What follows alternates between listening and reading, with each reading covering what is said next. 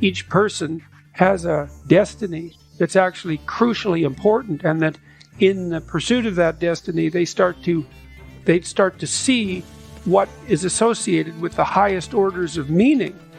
One of the reasons that I believe that each person should take their place in life, and that this is so important for each individual, is that we all have that potential residing within us.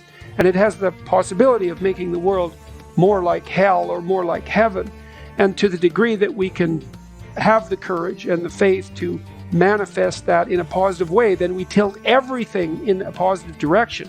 And that's not some naive sort of namby-pamby positive direction where everyone's nice to each other all the time. That's like the ongoing march of civilization that makes the world, that feeds people and cures disease and helps take care of children and keeps suffering under bay and keeps malevolence in check.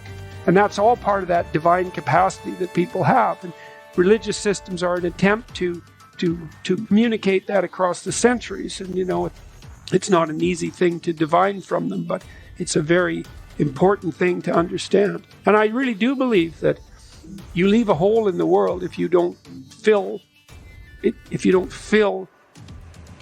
the space around you with the destiny that's part and parcel of the best part of you. And it's not good.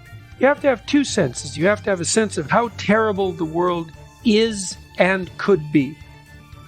And then you have to decide that you're going to move away from that as much as you possibly can, at least to move away from that. To have a conceptualization of hell. Yes. And to be properly terrified of that, and to understand that that's a place that you can put yourself and drag other people into, and that it's sufficiently real. And that's the proper message of the 20th century. And then to think about how you might improve yourself incrementally so that that probability decreases, and then you can start to develop a vision of what things might look like if they were better, and strive towards that. And partly what I'm doing now is, for me, trying to clarify the relationship between meaning and responsibility, which I think is, of all the things that I've been talking to people about, probably the most useful, to help people understand that you need a meaning in your life to buttress yourself against the tragedy and the malevolence and the betrayal, and that you find that fundamentally in adoption of responsibility. Now that can become excessive, if it's too one-sided and you don't see a part for other people to play. But fundamentally, you need to carry a weight that's Sisyphus, and that weight should be something that you truly regard as worth carrying.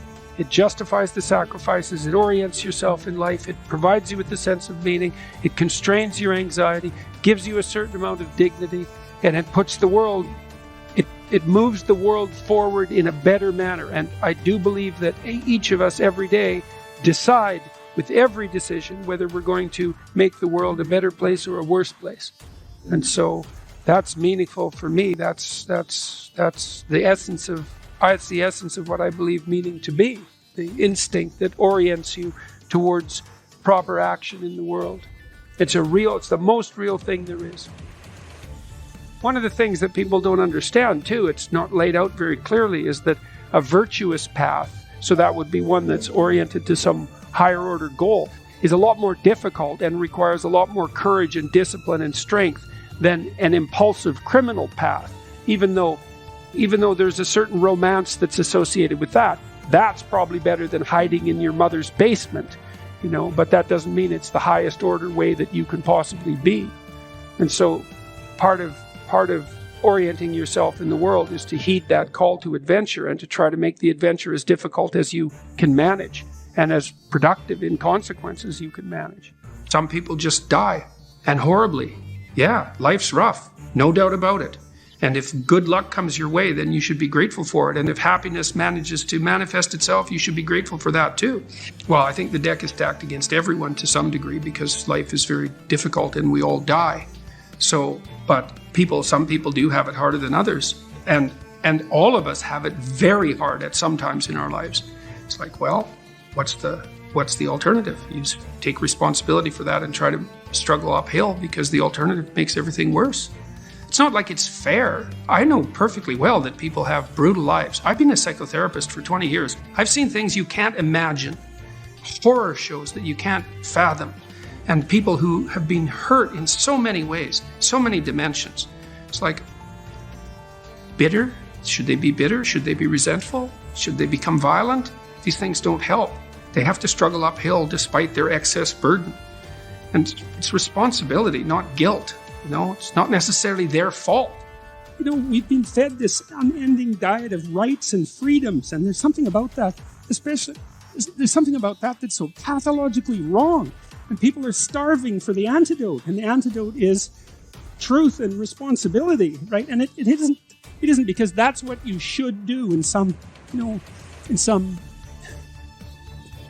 I know better or someone knows better for you what you should do sense. It's that's the secret to a meaningful life, and without a meaningful life, then all you have is suffering and nihilism and despair and all of that, and self-contempt, and that's not good. And so it's necessary for men to stand up and take responsibility, and they all know that and are starving for that message. And the message is more that that's also a good thing, to stand up and take responsibility, because you're cursed so much now from when you're young with this notion that your active engagement with the world is part of what is destroying and undermining the planet and adding to the tyranny of the social systems. It's like, how about not so much of that, hey?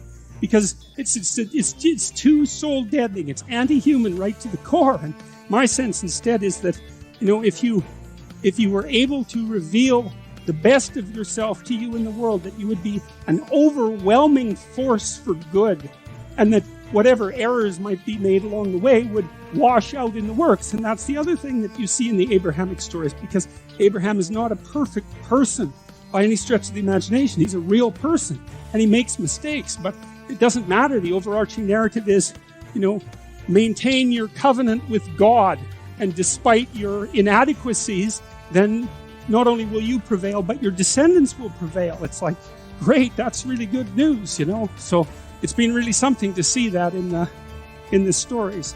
Part of your goal, if you want to take your place in the hierarchy properly, is to be a good person. And that was the argument I was trying to make in the chapter. Not that you're supposed to be like the most brutal crustacean on the block. It's so foolish. It was Kathy Newman, I think, that asked me in the UK. So you're saying that human society should be organized along the lines of lobsters. It's like, look, lady, if you're gonna insult someone, you might want to try accusing them of something, of believing something that someone somewhere believed at least once in the entire history of the human race. And not that. Yes, absolutely. Lobsters for everyone.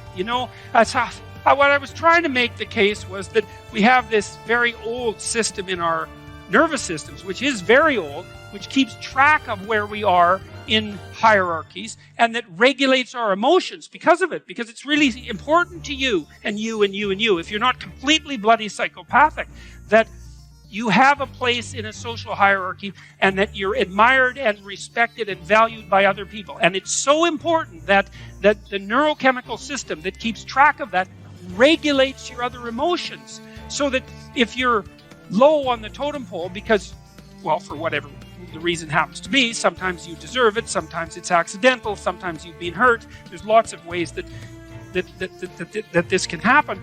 Your serotonin levels plummet like a defeated lobster, and then you feel way more negative emotion about everything and way less positive emotion about everything. And that's absolutely dreadful. That's clinical depression, and it's a terrible, terrible condition. And so it's absolutely crucial that you maintain a tenable position in a hierarchy, and not one of power, but one of competence. And at least even if you're not in a position that's tenable, you're moving upward towards one that's tenable, because that at least gives you hope. Because maybe you're young and useless and you don't know what the hell you're doing. You're just getting started. And so you're a low man on the totem pole, but it's not like you're stuck there forever. You do some decent work. I had some kid tell me the other day, it was really nice. God, I was in a rough shape 2 years ago. I was just getting married. I just got married, and I was nihilistic as hell and depressed and bitter, and things weren't going well for me at all. And I was unemployed, and one of my friends got me a job. And he said, I didn't really like the bloody job. I didn't want to have the job. And I was kind of dragging my ass to the work and not doing it well. And I listened to one of your lectures, and it said, look, if you haven't got anything going for you, but you have a job, don't quit your job. Whether you hate it or not, it's like, man, that's what you're hanging on to the edge of the world with your fingertips, you know? Don't let go. If you can find a better job, okay, fine. But you don't just quit, because then what? You're done.